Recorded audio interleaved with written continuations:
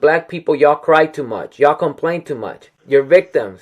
Here's the thing. That crying, that complaining is what caused black people to fight. If it weren't for black people put in prison for fighting and getting murked a lot of times, if it weren't for that, a lot of minorities in this country wouldn't have these systemic opportunities that we do today. The irony that I see when I see Mexicans or Mexican Americans tell black people that y'all cry too much, y'all complain, y'all just victims. But it is that crying and that complaining what caused y'all to fight for all of us. For all of us. Literally, we Mexican, and I speak for myself, we're so prideful that we choose to be quiet a lot of times as we're being systemically mistreated and we face systemic inequalities. And due to that is why we as Mexican people are so behind. It's so behind, and we get mistreated so much in this country because we don't complain.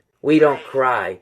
We are just bullied around, being pushed around by everybody, as opposed to black people who said, nah, we're going to fight. And that sacrifice while fighting has enabled all minorities, not just Mexicans, Asians, Indians, everybody in this country benefits from the civil rights movements that was fought by black people. So my personal opinion in regards to black people always complaining, black people always crying, we need to stop identifying that as crying and complaining and really call it, we're tired of systemic inequality, systemic oppression, and we are going to finally stand up and change things. That is what a lot of Mexican people can't see. We call that crying, but the reality is that the reason why we are in the conditions that we are is because we don't cry enough.